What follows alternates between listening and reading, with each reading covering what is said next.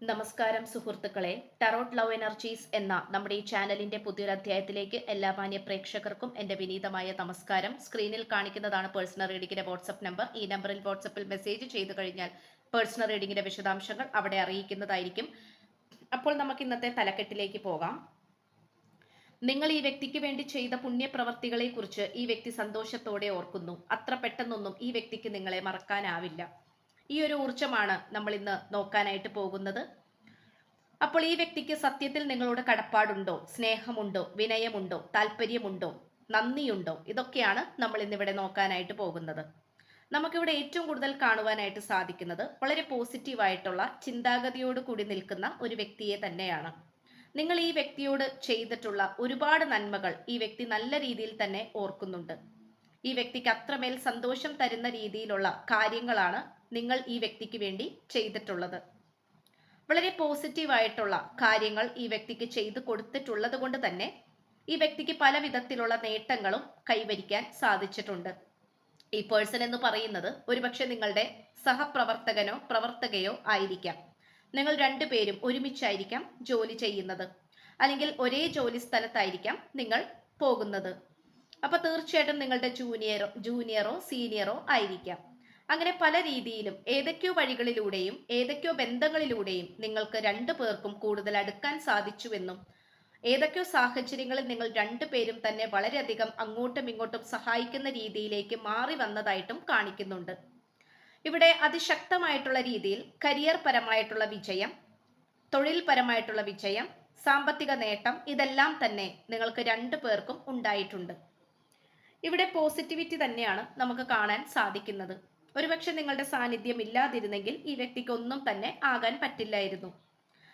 നിങ്ങളാണെങ്കിൽ പോലും അങ്ങനെ തന്നെയായിട്ടാണ് കാണിക്കുന്നത്. അപ്പോൾ ഇവിടെ ഒരു വ്യക്തിയുടെ സാന്നിധ്യം നല്ല രീതിയിൽ തന്നെ വന്നിട്ടുണ്ട് എന്നേക്കുമായിട്ടുള്ള വിജയത്തിന് വേണ്ടിയിട്ട്. അപ്പോൾ ആ വിജയം എന്ന് പറയുന്നത് അത്രയും പോസിറ്റീവാണ്. ഇപ്പോഴും ഈ വ്യക്തി നിങ്ങളുടെ സാന്നിധ്യം ആഗ്രഹിക്കുന്നു. കാരണം അത്രമേൽ നിങ്ങൾ ഈ വ്യക്തിയുടെ മനസ്സിൽ പതിഞ്ഞു പോയിട്ടുണ്ട്. ചില താൽക്കാലിക ആവശ്യങ്ങൾക്കോ സാഹചര്യങ്ങൾക്കോ വേണ്ടിയിട്ട് നിങ്ങളെ ഉപേക്ഷിക്കേണ്ടി വന്നിട്ടുണ്ട് ഈ വ്യക്തിക്ക്. പക്ഷെ അതൊരിക്കലും മനസ്സുകൊണ്ട് മനസ്സാ വാച കർമ്മണ ചെയ്തതല്ല, അത് പറ്റിപ്പോയതാണ്. അല്ലെങ്കിൽ മറ്റു പലവരും എന്തൊക്കെയോ പറഞ്ഞിട്ട് അതിനനുസരിച്ച് പ്രവർത്തിച്ചതായിട്ടാണ് എനിക്കിവിടെ കാണാൻ കഴിയുന്നത്. പക്ഷെ നിങ്ങളെ തള്ളിപ്പറഞ്ഞ അല്ലെങ്കിൽ നിങ്ങളെ മാറ്റി നിർത്തിയ ആ ഒരു സാഹചര്യത്തിൽ തൊട്ട് തന്നെ ഈ വ്യക്തിയെ തന്നെ സ്വന്തമായി നഷ്ടപ്പെട്ടു പോകുന്ന രീതിയിലേക്കാണ് സംഭവിച്ചുകൊണ്ടിരുന്നത്. ജീവനില്ലാത്ത ശരീരം എന്ന് വേണമെങ്കിൽ പറയാം. ആ ഒരു അവസ്ഥയായിരുന്നു ഈ വ്യക്തിക്കുണ്ടായിരുന്നത്. ഇത് ഒരുപക്ഷെ നിങ്ങളോട് ഈ വ്യക്തി തുറന്നു പറഞ്ഞാൽ പോലും നിങ്ങൾക്ക് വിശ്വാസമാകണമെന്നില്ല. കാരണം ഇങ്ങനെ ഒരു ചതി അല്ലെങ്കിൽ ഇങ്ങനെ ഒരു പ്രവൃത്തി ഈ വ്യക്തിയുടെ ഭാഗത്ത് നിന്ന് ഉണ്ടാകുമെന്ന് പോലും നിങ്ങൾ സ്വപ്നത്തിൽ പോലും വിചാരിച്ചിട്ടില്ല. പക്ഷെ നിങ്ങളുടെ സാന്നിധ്യമാണ് ഇവിടെ അത്രയും പോസിറ്റീവായിട്ട് നിൽക്കുന്നത്. നിങ്ങളുടെ സാന്നിധ്യത്തിന് വേണ്ടി ഈ വ്യക്തി പ്രാർത്ഥിക്കുന്നു, കൊതിക്കുന്നു. നിങ്ങൾക്ക് വേണ്ടി എന്ത് കാര്യവും ചെയ്യാൻ വേണ്ടി ഈ വ്യക്തി തയ്യാറാകുന്നു. ഇപ്പോൾ ഈ പേഴ്സന്റെ കൂടെ ഉള്ളത് വളരെ നെഗറ്റീവായിട്ടുള്ള ഊർജമുള്ള ആൾക്കാരാണ്. അതൊരു തേർഡ് പാർട്ടി ആയിരിക്കാം, വളരെ പെട്ടെന്ന് വന്നു കയറിയ ഒരു ക്ഷണിക്കപ്പെടാത്ത അതിഥിയായിരിക്കാം. എന്തിങ്ങനെയുള്ള ഊർജമാണ് ലഭിച്ചുകൊണ്ടിരിക്കുന്നത്. ആദ്യമൊക്കെ അവര് അത്യാവശ്യം പോസിറ്റീവായിട്ടൊക്കെ ഈ വ്യക്തിക്ക് തോന്നിയെങ്കിൽ പോലും പിന്നീട് എപ്പോഴൊക്കെയോ ഈ വ്യക്തിയുടെ ജീവിതത്തിൽ നിന്നും എന്നേക്കുമായി ഒഴിവാക്കണം എന്നുള്ള ചിന്ത തന്നെയാണ് ഈ പേഴ്സന് വന്നുകൊണ്ടിരിക്കുന്നത്. കാരണം ഒന്നിനും മറ്റൊന്നിനും പകരമല്ല. ഒരു കാര്യത്തിന് പകരം വേറൊരു കാര്യം സമർപ്പിച്ചാൽ പോലും അത് പകരമാകില്ല എന്നുള്ള സത്യമാണ് ഈ പേഴ്സൺ ഇതിലൂടെ തിരിച്ചറിയുന്നത്.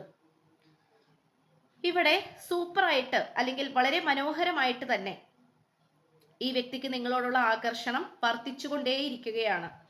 നിങ്ങളെ കാണാതാകുമ്പോൾ അല്ലെങ്കിൽ ഇപ്പൊ നിങ്ങൾ രണ്ടുപേരും ഒരേ സ്ഥലത്താണ് താമസിക്കുന്നത് അല്ലെങ്കിൽ ജോലി ചെയ്യുന്നതെങ്കിൽ ഒരു ദിവസം നിങ്ങളെ കണ്ടില്ലെങ്കിൽ പോലും ഈ വ്യക്തിക്ക് അസ്വസ്ഥതപ്പെടുന്നുണ്ട്. പക്ഷെ അതെങ്ങനെയാണ് നിങ്ങൾക്ക് മുന്നിൽ തുറന്ന് കാണിക്കാൻ പറ്റുന്നത്, നിങ്ങളോട് തുറന്ന് സംസാരിക്കാൻ പറ്റുന്നത്? അതിന് സാധിക്കുന്നില്ല എന്നുള്ളതാണ്.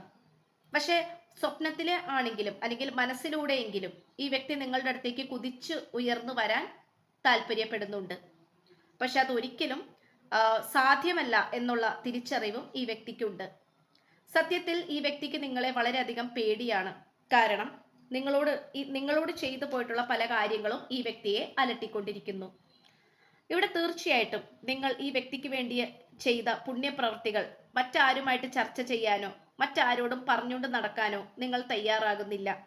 കാരണം നിങ്ങളുടെ മനസ്സിലെ ആ ഒരു വ്യക്തിത്വം തന്നെയാണ് ഉയർന്നു നിൽക്കുന്നത്. പക്ഷെ ഈ വ്യക്തിക്ക് അങ്ങനെയല്ല. ഈ പേഴ്സണ് മനസ്സിന് സമാധാനം കിട്ടാത്തത് കൊണ്ട് തന്നെ മറ്റു പലവരോടും ചർച്ച ചെയ്യുന്നതായിട്ടും തുറന്ന് സംസാരിക്കുന്നതായിട്ടും നമുക്കിവിടെ കാണാം. അപ്പോൾ അത് തീർത്തും സന്തോഷത്തോടെയും നന്ദിയോടെയും തന്നെയാണ് ഓർത്തുകൊണ്ടിരിക്കുന്നത്. ഒരുപക്ഷെ നല്ലൊരു ജോലിക്കാരൻ അല്ലെങ്കിൽ നല്ലൊരു എംപ്ലോയി ആകാൻ വേണ്ടിയിട്ട് പോലും എല്ലാവിധ പ്രയത്നവും കൊടുത്തിട്ടുള്ളത് നിങ്ങൾ തന്നെ ആയിരിക്കാം. അതിൻ്റെ എല്ലാം നന്ദി ഈ വ്യക്തിക്കുണ്ട്. കടപ്പാടും സ്നേഹവും എല്ലാം തന്നെയുണ്ട്. ഒരു ദിവസം ഈ വ്യക്തി അതിശക്തമായി തന്നെ നിങ്ങളിലേക്ക് തിരിച്ചു വരുന്നതായിരിക്കും. അത് അത്രമേൽ പോസിറ്റീവായിട്ടായിരിക്കും വരുന്നത്. അപ്പോൾ ഈ വ്യക്തിക്ക് നിങ്ങളെ ഒരിക്കലും മറക്കാനാകില്ല. നിങ്ങൾ ചെയ്തു പോയിട്ടുള്ള പ്രവൃത്തികൾ ഓരോന്നായി ദൈവത്തോട് നന്ദി പറഞ്ഞുകൊണ്ടിരിക്കുകയാണ്. ഒരു ദൈവദൂതനെ പോലെയാണ് ഈ പേഴ്സൺ നിങ്ങളെ കാണുന്നത്. സ്നേഹത്തിന്റെ പാനപാത്രങ്ങൾ നിറഞ്ഞു കവിഞ്ഞൊഴുകിക്കൊണ്ടിരിക്കുകയാണ്. ഫീലിങ്സ് ആൻഡ് ഇമോഷൻസ് എന്ന് പറയുന്നത് ഏറ്റവും വലുത് തന്നെയാണ്. വലിയ രീതിയിലുള്ള മാറ്റങ്ങളാണ് ഇതിലൂടെ വന്നുകൊണ്ടിരിക്കുന്നത്.